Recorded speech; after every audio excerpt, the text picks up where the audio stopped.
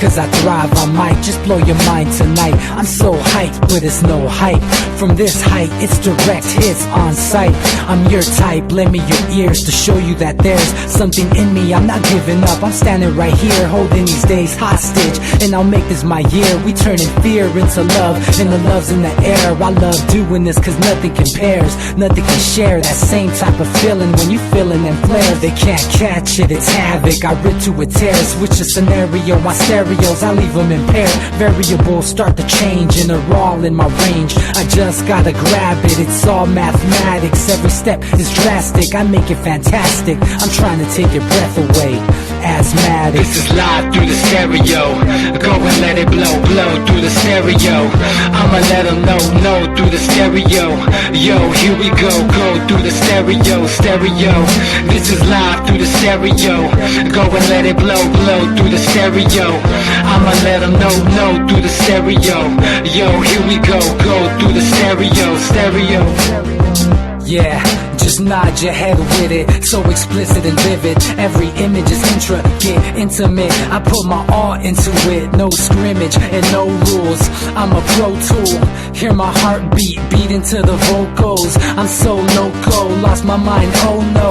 It's ponderoso, dope, so no overdose, cause it's dope, yo. Man, this is house grown, mixed with some milestones. So I let the style flow down like the Dow Jones, bringing it with some foul tones, letting the crowd know we getting loud, so it's eardrum rudiments. Yeah, we bring it rude again. Move, little hooligan. Music for tuning in, full time to the 10. I'm on my clock like I told you. I'm doing this for dreams we pursuing.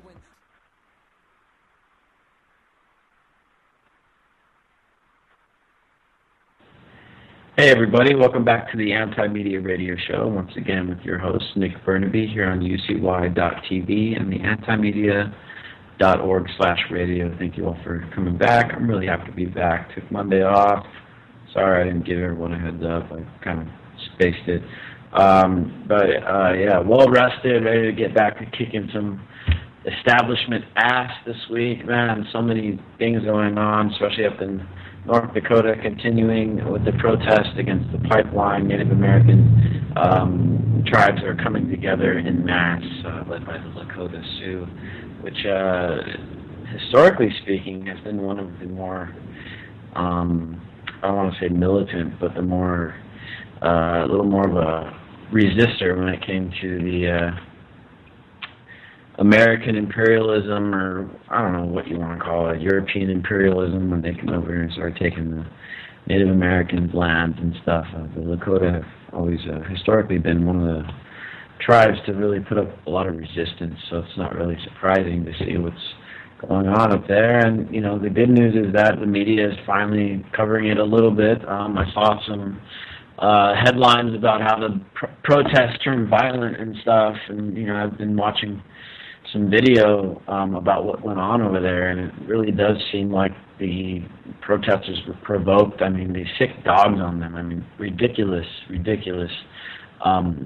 stuff going on, and if you just all you gotta do is watch the videos and maybe try to catch the live streams if you want to get some accurate reporting on what's going on there, because otherwise the what's the old saying from Malcolm X? If you're not careful, the media will have you hating the people that are being oppressed, and you know, that's what's attempting to be going on right now over in North Dakota. We're going to talk about that and a bunch of other stuff. We're also going to be talking about, we're also going to be taking callers tonight. I already had to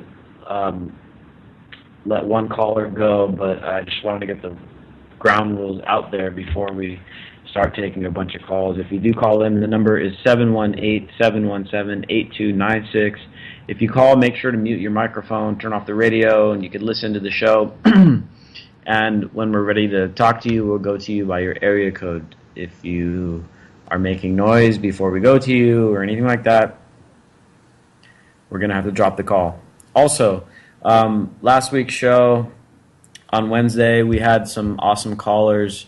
But, you know, if you're going to call and talk with us, you also got to let us talk too. You know, you can't just keep interrupting us and stuff, because, you know, we're having a conversation here. You know, we can have debates and stuff too. You know, this is the Anti-Media Radio. We talk about all kinds of stuff, all kinds of different opinions.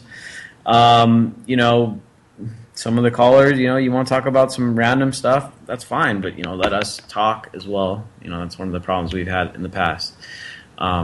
Just throwing it out there. Anyway, that being said, let me introduce my panel tonight. I've got my longtime co-host, DB Schwartz, on the line. What's up, DB? How you doing tonight? Not too bad, Nick. Just watching the world fall apart as we know it. Watching the world burn. Yeah, I mean, I'm super insulated up here, I'm not going to lie, but it won't last forever, and when it starts hitting you guys, then I get worried because all my friends are back there, so yeah, man, stuff's getting shitty. Oh, but it's like the phoenix, right? Out of the ashes, something new is rebuilt. Yes, but of course, the burning part's the sucky part. Yeah, the Burning Man, right? We've also got our amazing journalist on the line, Jake Anderson. What's up, dude? Not much. I've been thinking about how the rich are going to go into space, like in that movie Elysium. When it gets too bad here, they'll just go up into space. Yeah. Did you see that? Something recent that Stephen Hawking actually said was about how we need to really advance our space exploration stuff because in the next 100, 200 years, according to what Stephen Hawking has done researched and what he thinks is the world is entering we're in a very dangerous stage where there's groups of people that have the ability to destroy the entire biosphere, which is the Earth. And as of right now, there isn't a legitimate, plan B for if that happens. And that's why Stephen Hawking is saying, look, you guys, we need to get off the Earth and colonize, other planets and other places before before these assholes that are fighting for power destroy the whole place. And he was very serious about that. And, Stephen Hawking, everybody's got their critiques of Stephen Hawking, but, he's one of the smartest people on the planet.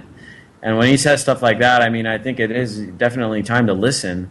And we talk about all this. We talk about this stuff all the time. The rich and the powerful are constantly battling for control over people and resources and fighting to give themselves more power and this, that, and the other. We see it playing out right now in Syria. But looking back at the major wars that have gone on in the past, it's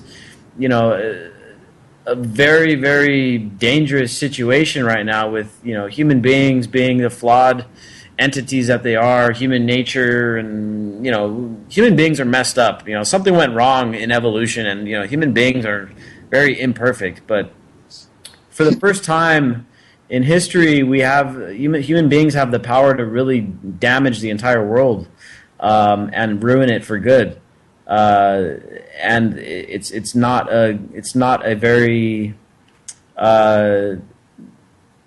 it's something that needs to be taken very, very seriously, especially with all the tensions rising. There was the G20 meetings going on in China just over the past couple days, and the American delegation was kind of like confronted on the runway when the plane landed. Obama's plane. Did you see that, Nick? Like, China is openly snubbing the U.S. now. At this point, I think Russia and China realize they have each other's backs. So I don't know if we're trying to bite more than we can possibly ever chew without our entire country and civilization going down in flames, I guess, if that's what they want. Yeah, and I think that's pretty true. The U.S. government has bit off a lot more than it could chew, and it's walking around the world acting like it can't be touched and this, that, and the other. But the truth of the matter is that we can be touched, and these major nuclear powers like China, Russia, the United States. You could throw India and maybe Pakistan into the group. Of major players that are nuclear armed and have nuclear weapons, they play this mutually destructive game where if one guy messes up and launches a strike, then the other guy retaliates and everybody dies. And it just gives us more of an urgent cause to really try to fight for peace and to de-escalate this global kind of empire building phenomenon that's been going on for, it's been going on for a really long time, but it really has been reshaped after the fall of the Soviet Union and the rise of China, and now all the stuff that we're doing and our allies are doing in the South China Sea, and with the TPP and all that, because it's all kind of connected. It's time for us to really put the pressure on and say, it's time to give up on these empire dreams. It's time to give up on the American hegemony, this idea. I mean, we covered over on the anti-media last week. I didn't get to talk about this on Wednesday. I think we may have posted it on Thursday. But even Brzezinski is coming out, and those not familiar with Brzezinski, I mean, he's a major. I don't know how to describe him. He's one of these chess masters that is really a neocon when it comes to foreign policy and stuff. He's legitimately the most powerful man in the world. And I'm sure Jake might be able to back me up on this if you've read anything about Majestic 12. Supposedly he's heading it right now. So just Google Majestic 12, or better yet, don't Google DuckDuckGo Majestic 12, and you'll see it's beyond black ops. It's the stuff. The $6.5 trillion missing, he's in charge of that. So, I mean, even Brzezinski, and I don't know how to pronounce his first name. Zygmunt. I can't say that. And his daughter's on Morning Joe. Yeah, his daughter's a MSNBC host. But he's given up. He's giving up in a recent statement. He's basically giving up on U.S. hegemony around the world, and basically saying, look, we can't, there's no way we're going to really beat China on this, so we might as well, he's kind of making the case of, let's not go head to head with China, let's try to be friends with them instead. And this guy, as DB mentioned, he's one of the most he's one of the most well-respected foreign policy advisors in the United States, and he's been advising presidents since a long time. Since I think Eisenhower. Eisenhower, yeah, he's been there forever. Eisenhower. And he's an advisor to Obama. He's been an advisor for every president since Eisenhower, and so when this guy talks, people listen, and he's saying, look, let's not force the hand here with China and Russia. Let's try to make amends, and maybe we can coexist. Because that's the only option we have, is coexisting with other superpowers. Because if the U.S. pushes it too hard and bites off, like you said, more than we can chew, man, I mean, it's not going to end well. Maybe the rich guys will survive, and like Jake said, maybe they'll get escape into space and go live on Mars or on one of these moons of Venus or something. But for everybody else, we're stuck here, right? We're not rich enough to go buy a ticket off the planet or anything like that. We're stuck here. We got to deal with the consequences that are taking place because of the people who are supposedly our leaders are deciding right now. They're just going to go underground. The infrastructure is built. I think we talked about it last time. That $6.5 trillion missing. I mean, that could build an entire civilization underground and connect it with high-speed trains, just like all the conspiracy theories have been saying for years. So $6.5 trillion, just think about that, extrapolated over the last 50 years. It's a lot of money, and this isn't the first time that the government has lost track or misaccounted for a lot of money. As we'll recall, an anniversary coming up soon here, September 11th of, or was it like September 10th of the year 2001, when Rumsfeld announced that there was trillions missing from the Pentagon budget too. You mean Operation Able Danger, Nick? The part of the Pentagon that got hit, the accounting department, and they were on the trail of 2.3 trillion missing. I guess I just read now it's up to 8.5 trillion. So there's no end. It's just how much money can you print? How many $3 million toilets can you install in the Pentagon? You know what I mean? Jake, what were you going to say? I don't remember. It's all right. I'll it's who knows how much money has gone missing through these guys and where it's been spent. I mean, there's no telling really. Plenty of leads that we can follow up, but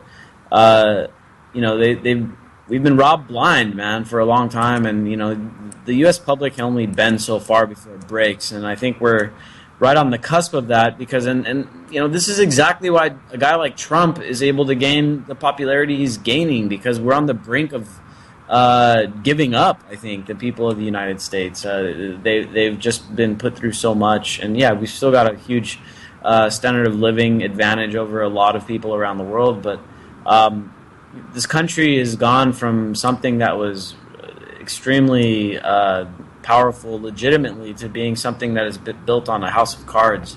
And people, everybody, their bank accounts, everybody in the middle class, everybody knows it, everybody feels it, everybody's wondering how they're going to pay their mortgage, if their house is going to be worth something tomorrow, everybody's wondering if their job is secure, everybody's wondering if a robot's going to take their job, and then how are they going to retire, how are they going to pay them? And they are, and they're going to have to establish a universal basic income, because half the jobs are going to be lost, and new industries aren't going to pop up quick enough. And if they don't, I mean, the guy we interviewed on here, Zoltan, the Transhumanist Party candidate, he even said if we don't establish a universal basic income, people will straight up like start killing people in the streets. Like, you know, and that's coming from a libertarian. You know, when a libertarian starts, you know, endorsing socialist ideas, you know it's got to be pretty bad. Yeah, and Gary Johnson, I think, has been on record also supporting a universal income as well. So yeah, you're right. It's very telling. What do you attach on the back end, like a pay-to-play for reproducing? I think. Well, I don't fully know that. You know what I mean? Like, if you have so many people that, you know, can't possibly get through a job training of the future, which is going to probably take 10 or 20 years when things get super technical. I mean, you just have a ton of people. What are we going to do with... That's what they're going to think, not me. I'd personally like 20 billion people right now.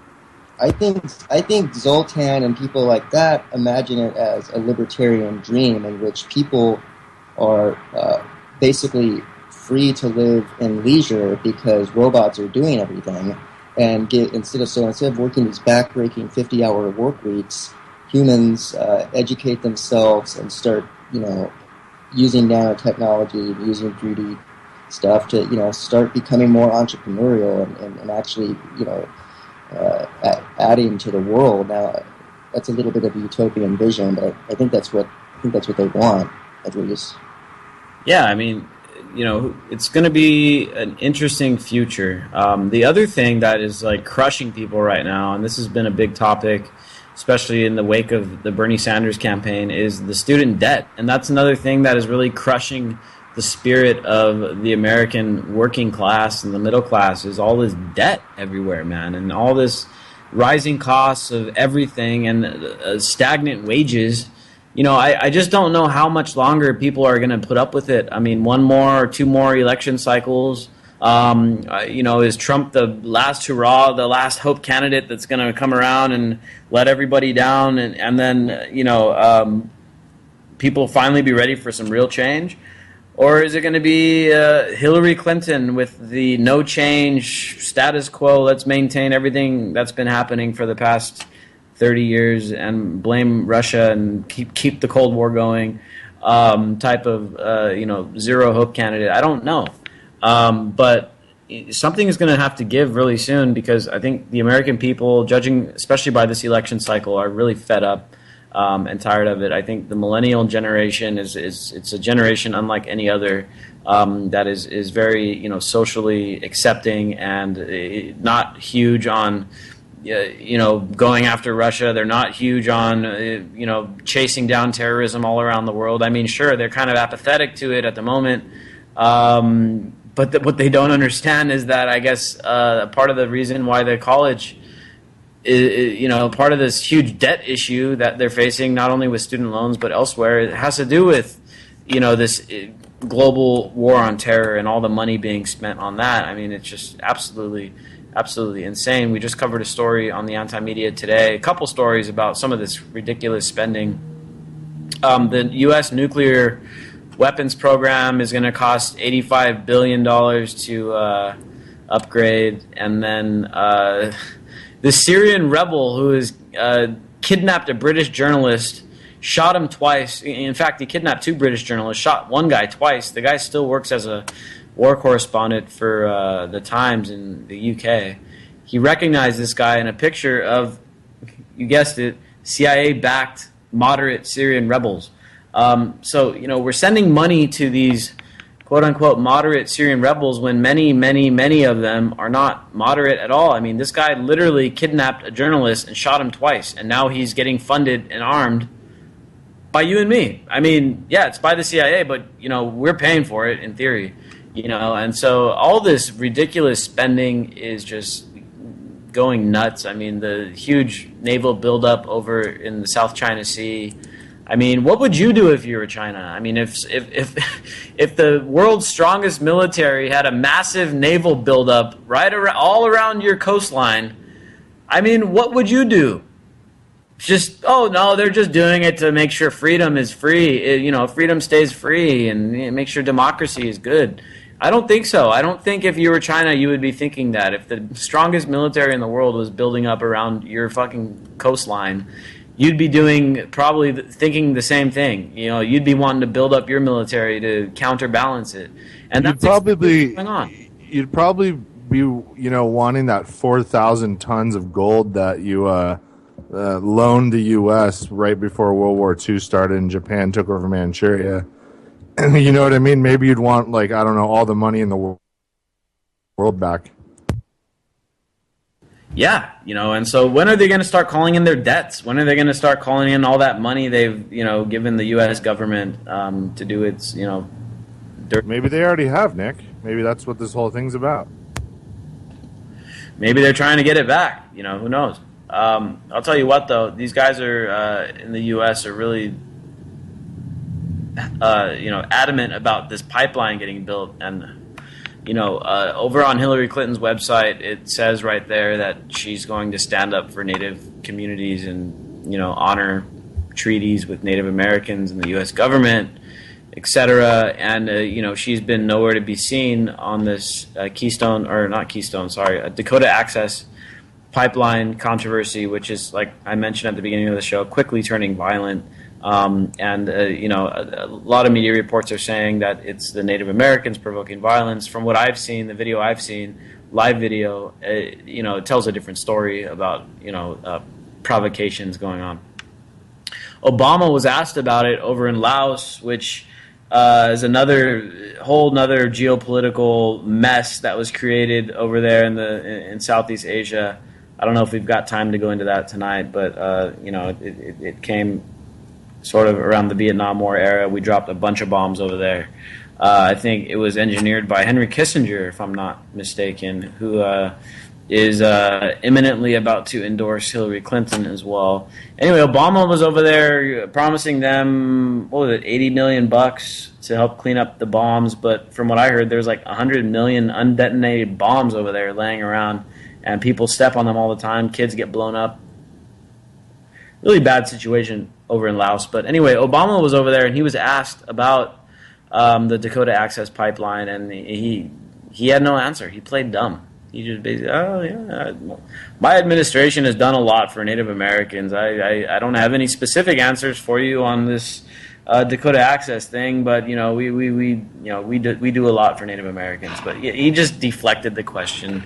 Clinton is nowhere to be seen. I mean, it kind of tells you that this pipeline is something important that they want built, and it probably has.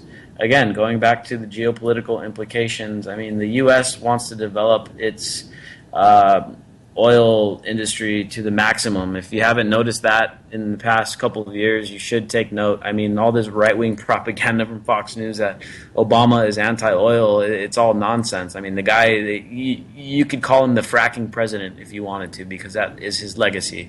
Look at this. Where was that earthquake, man? Oklahoma?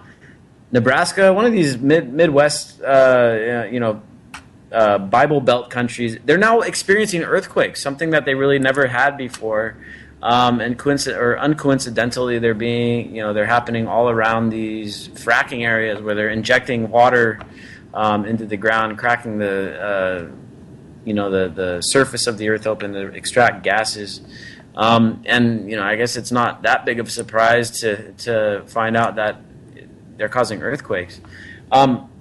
But the U.S. is really going the extra mile to extract every bit of resources and establish a really strong natural resource, oil, gas, pipelines, and fracking rigs and offshore drilling and all that stuff right now. And you can't help but wonder why. I mean, we were so comfortable for so long buying our oil from Saudi Arabia and the Middle East. Why is it now that they're really going after this fracking and developing this stuff? I think that it's geopolitically motivated. These guys are getting ready for the case of a big war, that we're going to need all these resources and we won't be able to rely on getting it from the Middle East. I mean, during a time of war, do you really want to be shipping your oil all the way across the ocean and hoping that it gets there? I don't think so. You want to have it done domestically. And so this is what is going on with these pipelines. I mean, these guys are trying to develop this stuff in case there's a big major war and they need all this oil. They're internal pipelines from Canada to us, and also what they're doing is starting to route hydroelectric.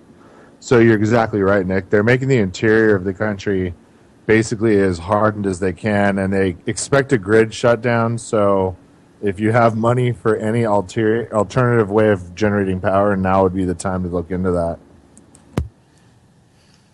That's right, man. And, decentralized power is the key. We've mentioned this a lot of times before, but, getting your own power or sourcing it as locally as possible is very much something that's going to help you maintain your freedom as time goes on. So anyway, bunch of other stories that we're going to be talking about. War on cash. You guys read this over on the Anti-Media. Why you should be paying attention to America's quiet war on cash. And this is pretty interesting because, cash, I guess it's kind of old school. Everybody uses their debit cards and stuff, and the cool people are using Bitcoin and things like that. But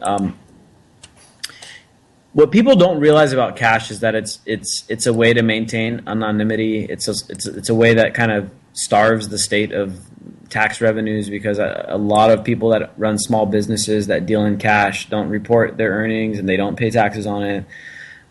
Which I guess, depending on your political philosophy, could be a good thing or a bad thing. I personally think that small businesses not paying Uncle Sam 30% of their income is kind of a good thing.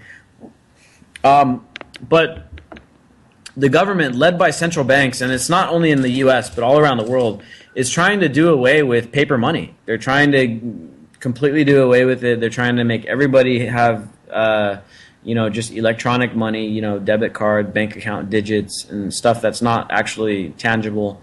The main thing is that they're using it for economic engineering, right? And they really want to have a handle on all things money, for surveillance, to control it, for when they're going to create new money. I mean, all you got to do, if you do that, you just move a couple decimals over and you create a bunch of money. You don't got to print it out. The other thing is that using cash is just a way to protect your privacy, and in the post 9/11 world, the post Patriot Act world, privacy is a scarce thing. It's not easy to be private anymore. You got to really go the extra mile to maintain your privacy and not telegraph to the government or to identity thieves or to whoever it is trying to snoop on you. You got to really go the extra mile to protect yourself. And one of those ways that people like you doing that is by using cash and not using a debit card when you go buy something that you may not want everyone knowing that you're buying, like, I don't know, a gun or something personal of yours that maybe you don't want Uncle Sam knowing that you're buying certain things. And everybody should have the right to that kind of privacy, because everybody's got different habits, whether it is with drugs or with whatever, it doesn't matter. People should have that kind of privacy, but by doing away with cash, the government is able to undermine that privacy, and therefore, it's kind of a way of getting people to censor their activities, and it has ramifications throughout every sector here. But to make a long story short, I mean, central banks want to do away with cash because it's by doing that, they can really control their stimulus measures. I mean, all of their controlling of interest rates, inflation, and all that stuff. Cash kind of just gets in the way of that stuff. And so, the really interesting article. I mean, it's really informative. I mean, you would have to go and read it because I can't even grasp a lot of the concepts here. Our new writer, Sean Bradley, on economics is phenomenal. I recommend everybody to go over and check out this article, Why You Should Be Paying Attention to America's Quiet War on Cash, because it's just something you need to read because I can't even explain it because it's that in-depth. Here's a story that I really wanted to talk about tonight because I just wanted to get everybody's input on this, and I'm going to take some calls if anybody wants to chime in on this story. The call-in number is 718-717-8296. And this is probably my favorite story of the day. It's written by our senior editor, Carrie Wedler. Title is, A Dog is Reelected Mayor for a Third Term, Proving Politicians Are Useless. Plenty of different ways to look at this story, but a dog named Duke, a 9-year-old Great Pyrenees, is not only is he the first elected mayor of Cormorant, Minnesota, up there by DB, up there by you, but he's now been elected for a third time. And I mean, it's not a huge city or anything. It's a town of just over 1,000 people, but it's got a dog as a mayor. I mean, I want you guys to tell me what your implications are for this because there's so many different ways to look at this. If anybody wants to call in, we'll be taking calls, but I want to go over to DB first because this is like right in your backyard. What do you think about this, man? There's just a village mentality up here, dude. Like, especially during winter, if you're in a small town of like 1,000 or 500, you just get snowed in and you get stuck. And like, they really couldn't give two shits about who's running anything besides like the actual local like butcher or supermarket or whatever. They don't care about who's running a town. Like, it might as well be a lamppost, and we could just keep putting that out. I mean, we've talked about how AI will probably take even this facet over just because humans are so shitty at it because they're humans. Lamppost 2016, I think that'd be better than Trump or Clinton. At least I don't think a lamppost would get us in a World War III scenario with China and Russia. Government will never save your life if you're in an emergency, but your neighbor will. Great point. And then to bring that point home, look at what's going on in Baton Rouge. Still, I mean, dude, have you seen the pictures? And there's no media coverage. Where's all the outpouring of support for all these people in Baton Rouge? Tens of thousands of people have lost their homes and lost all of their possessions, their way of life. And, notoriously, these insurance companies are so slow to react, and, they don't have the money to go replace 10,000 houses. Anyway. What they're doing, Nick, is they're stalling them by years by making them get permits through local government, through lobbying of the local government. So the local government should be investigated for the fraud they're perpetrating right now against these homeowners who just want to get their homes rebuilt, and they're not being able to because they can't get permits at a local level. So yeah, I mean, you're right, DB. I mean, when push comes to shove, the government is not gonna save your ass. I mean, in the case of Hurricane Katrina, the local cops tucked tail and they ran. They took off. They left everyone there to fend for themselves. Now, if people were used to fending for themselves, it probably wouldn't be such a huge deal. But like in the case of this town in Minnesota, Cormorant, I'm guessing, as you said, these people are probably already like relatively self-reliant. They don't need some asshole mayor to come around and tell them what to do and how to keep their yards trimmed and their grass cut and make sure it's green and make, whatever it is that a mayor does. I don't think this town needed it. But I think it does kind of lend some credence to the point that maybe we don't need mayors, and maybe there's a better way of going about this. Jake, I wanted to go to you because Dee brought up an interesting point about AI and maybe the use of technology. Maybe it doesn't have to be a dog, but maybe it also doesn't have to be a human. What kind of role do you think technology can take as far as filling the role that politicians currently do? Because as DB mentioned, politicians are shit. They're human, and humans are flawed, and we've got issues, and we've got greed, and we're corruptible, and, all the things that we know about politicians. Can technology make a better, give us a better way forward with government?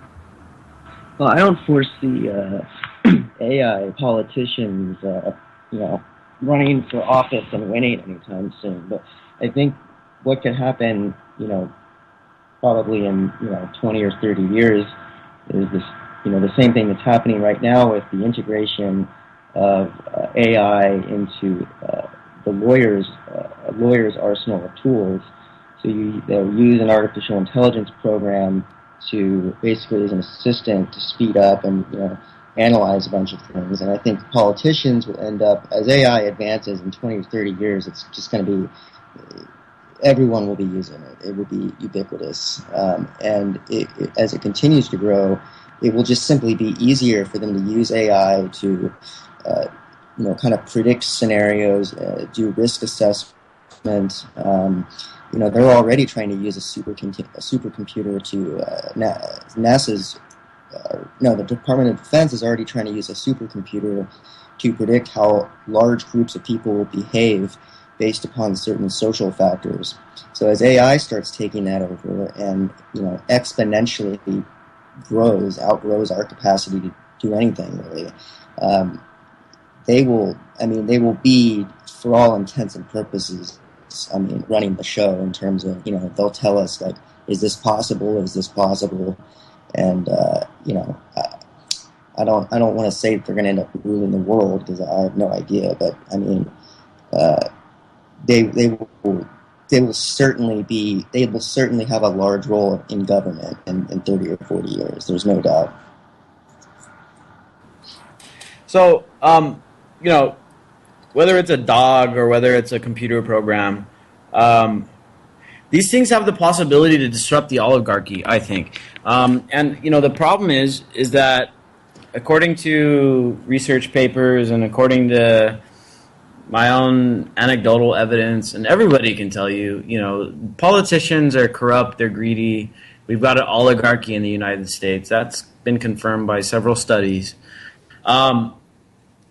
Politicians come into office, they win you over with their rhetoric during election season, but when they get elected, whether they do it intentionally or whether it's just a product of the system that they're placed into, which, who knows about with the case with Obama, we don't know for sure. They end up falling susceptible to the oligarchy, to the machine, to the deep state, whatever you want to call this thing. And these politicians come in, they do the bidding of the richest people, they do the bidding at the federal government level, they do the bidding of billionaires of military-industrial contractors, they do the bidding of, the tech giants, and, they do all that stuff. And they ignore the will of the people, and in theory, a politician is supposed to do what's best for the biggest amount of people. If you're a mayor of a town of 1,000 people, if you're faced with the decision, whether it's to help 600 people in your town or whether it's to help one contractor in your town, the decision should be pretty simple. It's, okay, I'm going to help the 600 people and I'm not going to help the one person. But that's not really the way government has worked historically. Not only in the United States by any means. Government around the world is pretty much corrupt and just as bad. It just so happens the U.S. government has become the strongest one in the world, and so therefore it's the easiest one to criticize. But every government around the world is rife with its own controversies, with its own corruption, its own scandals and violence and, genocide. They've done it all, right? But maybe this is what we need. Maybe we need to elect dogs to run, because at least a dog isn't really corruptible. What are you going to do with a dog? A dog is better than a human when it comes to being a politician. I hate to say it, but I've lost all faith in politicians after being privy to this information that I now know, because I read between the lines here with this political stuff, and hopefully the people listening to this show have hopefully we've helped people understand the depth of corruption and maybe the inherent issue with this type of government that is kind of all around the world right now. The only way we could fix things is if we replaced every politician with a lawyer that went and started repealing all the laws that all the politicians before them put in, on our behalf, and then as our taxes decrease because there'd be less laws, they'd get bonuses. So they'd be constantly, like motivated to just keep repealing bullshit laws that are revenue schemes for the government. Then that would work. But everybody would have to be pretty awake for that to happen. Yeah, and this brings us back to this debate on technology, and we talked about how robots are going to disrupt the jobs numbers and the employment and all that stuff, and of course it's going to have short-term ramifications where people are going to lose their jobs and stuff. But one sector where I do think that robotics, automation, artificial intelligence would be a great fit, it is in politics. I think that if we had programs that were designed to efficiently make decisions on legislation based on cost and benefits, and is it going to benefit the most amount of people, I think a computer program would be much more logical and incorruptible than a human being, than a politician, in the United States. Because they're not influenced by all these other political headwinds and stuff. And the only way that you can really influence these computer algorithms would be to hack them, which brings up a whole nother set of questions and all that kind of stuff. But, I do think that automation should be taking the jobs of politicians. And I think that it would be a much better situation, especially if these machines were programmed to try to prevent death and prevent wars and things like that. I mean, how much different of a situation would we be in right now if the people or if whoever was running the show was not egotistic or greedy or power hungry or vengeful or whatever it is. All these different humanistic factors come into play that really make these politicians make bad decisions. Most of these wars that have cost millions and millions of lives throughout history could have been prevented through logical thinking and through really doing a cost and benefit analysis and just thinking things out. But humans have shown to be failures in this field, and humans are ingenious and they adapt well and they create awesome things. But the worst thing that we've created has been this theory of government. Because it's not accountable. It's just completely unrepresentative, I guess you could say, in the United States. So, this is one thing that I think is just really interesting. I wanted to pull a quote here from what Carrie, the point she made here at the end of the article, and it's the last paragraph. And again, the title is A dog is reelected mayor for a third term, proving politicians are useless. The final paragraph here: if individuals can govern themselves at the local level, who's to say they wouldn't survive without a leader at the top of the political hierarchy, meaning the federal government? People across the country are already taking it upon themselves to better their communities without the help of government and their leaders. Between using apps that distribute food to the homeless, establishing community gardens and community Wi-Fi, and taking it upon themselves to pick up their government slack, Americans are learning to rely on themselves rather than their leaders, providing that without government, people make the world go round. And it is a great point. This whole thing with this dog, it's like, a dog's elected mayor.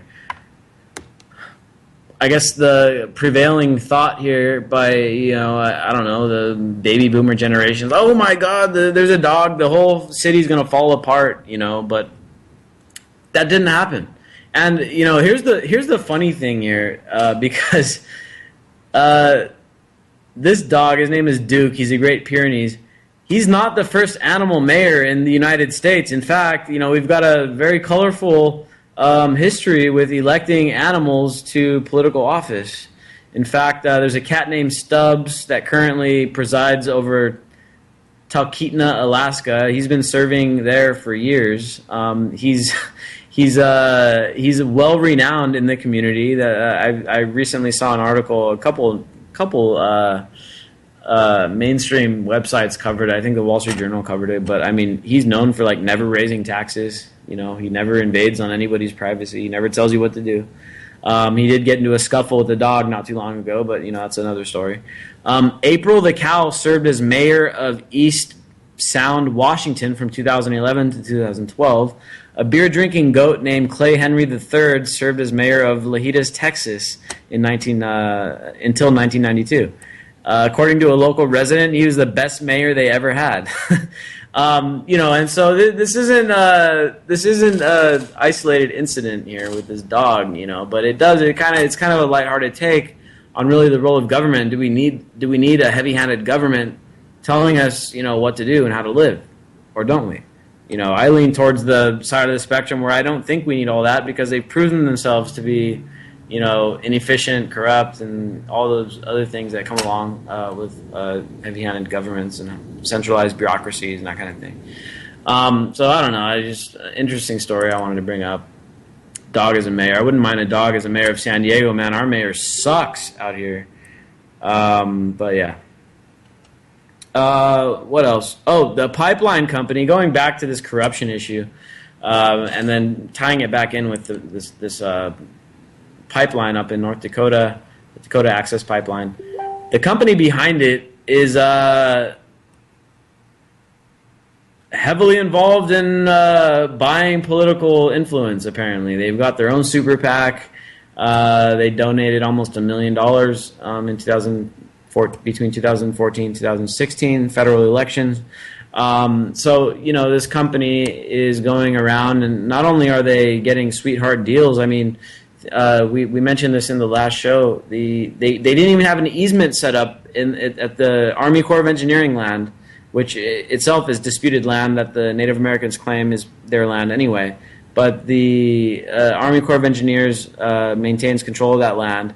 They were allowing them to build a pipeline without even having an easement. An easement is an agreement which basically says how you're going to compensate the person whose land you're using to build this pipeline or to build some kind of public work, like a railroad or whatever. But they're doing it for the pipelines too. So this company is heavily involved in purchasing political favors through super PACs, lobbying. And the like. So, hold on, we're getting a call. Someone chime in on this. I gotta mute up real quick.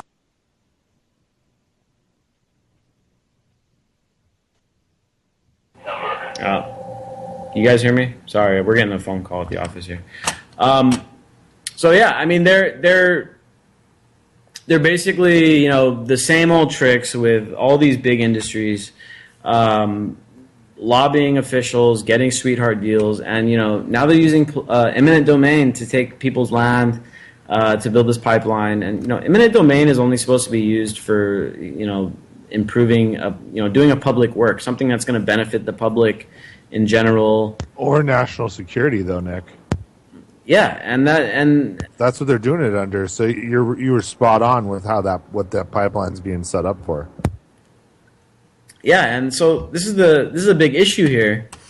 Is this political money being used to expedite this pipeline? I would say yes. I mean, why else are they going to be doing? Why else are they spending $1 million lobbying the government if it wasn't going to help them expedite this pipeline? So a bunch of facts are being unearthed now, and I'm expecting more and more stuff coming in the coming days. To shine a light on what's really what are the real political forces behind this pipeline? Why is it such a big deal? Why are the Lakota really standing up to it? Now, DB, you've brought this up a couple shows ago regarding the water system that is going to be potentially affected by this pipeline, and how strategic it is, and how many people depend on it. Can you tell us a little bit about that real quick? Well, it sits over a massive aquifer that basically funnels an ocean underneath Nebraska, Iowa, of the very south part of Minnesota, and then in Illinois, and I believe some of the Dakotas too. And once it gets into that, it kind of just, if you have an oil spill in the ocean or in a river or in a lake, you can clean it. But if it's in an underground ocean, how are you supposed to clean that? And if it's providing the fresh groundwater for 40% of the nation's total crop yield, and something were to, I don't know, poison the water supply, that would pretty much make other areas of even Canada maybe have to divert water down to our farmlands. I mean, it would just be a mess. So the only reason that I can think of, which is why, again, I say you're spot on, the only reason they would risk our farmland with a pipeline like this is because it's a last resort pipeline to keep oil going to the military if we do get into a major war and the coasts and the oceans become compromised.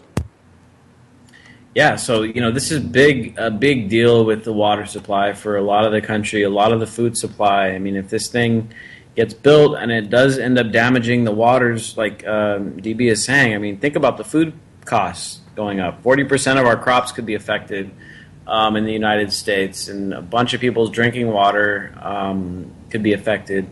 And this is it's an environmental disaster waiting to happen. And that's what these guys up there in North Dakota are standing up against, and that's why they deserve our support. And you know what? A bunch of this, all this oil, all these fossil fuels, I mean, it's not really needed anymore. I mean, we're getting to the point where we can be past all that stuff with renewable energies, solar, wind, and all the other different types of alternatives.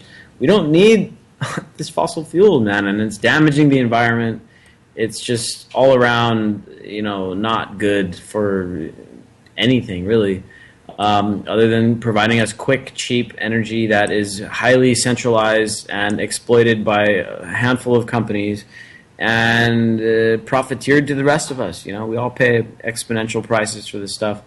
And, it's just a way of thinking that we need to do away with if we're going to try to, and not even including the climate issues and the pollution in the air and all that. I mean, disregarding all that stuff, there's so many other issues to be, up in arms about with this, that even that, which for some people is the single largest issue of our day, so many reasons to be against this pipeline. I really hope that these people up in North Dakota get the support that they need. I've been noticing that the protest is growing. I mean, now they're bringing out dogs. Did you guys hear about the security company that they got out there? I mean, these are mercenaries, man. Let me pull it up here. I think it's G4S. It's like a British mercenary company. Let me see. Pulling it up here. Here we go. British mercenary company is heading up security out there. They were the ones with the dogs that were really, they were sicking the dogs on the protesters. Children, women got bit. I mean, not a good situation. G4S, though, very bad reputation in Britain. In fact, we back in January, we covered a story from our United Kingdom correspondent. 5 G4S workers arrested for violent abuse of teens in private youth prison. This is a company, G4S, very big security company. They are also involved with privatizing prisons over in the United Kingdom. So I don't know why this company has been brought in to do security for an American pipeline when, I mean, we've got our own mercenaries over here. Maybe it's if something goes down, it's not going to have repercussions here on U.S. soil, so they can blame it on these British dudes that are going to be over here. I'm not sure. But this company has a very, very bad reputation over in the UK, and so they're over here sicking dogs on Native American youth, and so that's not a good sign for the future of what's about to happen over there. And I was looking at, again, back to the videos, the raw video coming from the protest. Man, these people are very callous. These security people, these mercenaries are just standing around waiting to sick dogs and pepper spray people. And so one class action lawsuit away from those smiles disappearing. Yeah, exactly. And this whole thing is all tied up in court right now. Even though while it's in court, certain areas have been stopped from construction, but other areas are, the construction continues, and that's where the standoff was over the weekend, where these dogs were used. There were people, handcuffing themselves to construction equipment. This is becoming a really big deal, and I'm glad it's finally getting the attention it deserves. But it doesn't seem like it's going to remain peaceful for much longer. In fact, violence has already been erupting. Keep in mind that the coverage has been spun in the direction of the Native Americans are the violent ones. I mean, I don't know how anyone could come to that conclusion when it's, their homeland, their sacred lands. I mean, over the weekend they bulldozed through some of the burial grounds and stuff.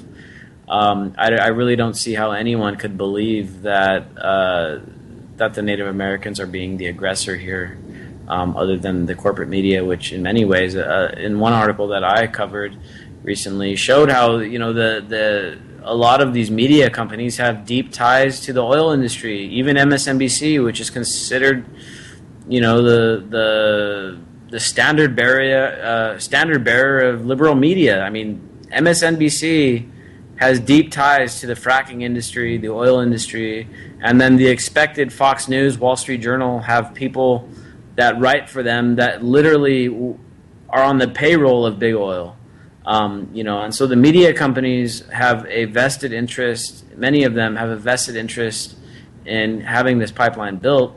So they're going to try to spin the coverage in a way that makes the protesters look bad or like the aggressors.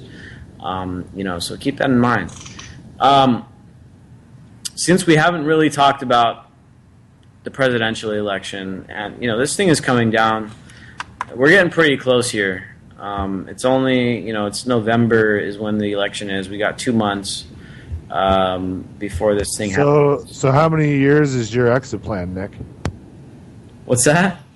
How many years is your exit plan? I mean, do you really think we could survive an entire term of one of either of these two? Oh man. Well, I got a backup plan where I can, get. Well, you'll just go to Mexico, right? Yeah. Look, fortunately for me, I live close enough to Mexico, and there isn't. Trump hasn't built his wall yet, which probably will be used to keep people in if he gets his way. Luckily that's not built yet, and if I need to, I can make my exit move pretty quick. I'm a 10-minute drive from the border, and I know my way around down there if I don't need to pass through the legitimate exit. I can find my way around. But this election is really, I don't know, it's evened out a bit. I mean, Trump has really come back to his message, and he's not gaffing everywhere. I mean, it's kind of making the argument that he was trying to lose make a little bit less realistic. Although I still think that it could be the case. I mean, we don't know how it's going to play out. We've got WikiLeaks definitely trying to prevent a Hillary Clinton presidency, and I mean, who in their right mind wouldn't? And that's the thing that really stands out to me this election is the people that really understand what's going on are more afraid of Hillary Clinton than Donald Trump. The people that are kind of low information people are like, oh my God, we can't have Trump, so we got to vote for Clinton. Because I guess it's just the depth of understanding there, because the fact of the matter is that Clinton has a track record, has a history, has a tendency, a habit of supporting very, very, very destructive policies, including borderline genocidal acts.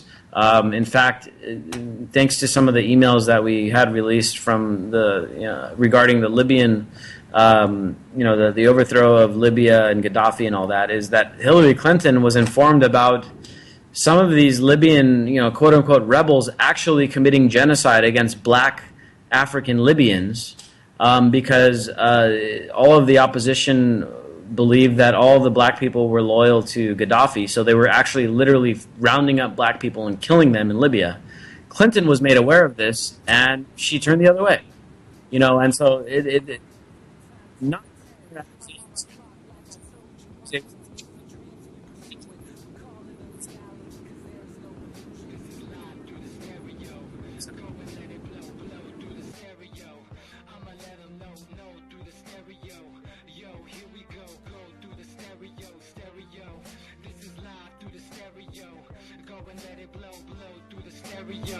I'ma let them know through the stereo.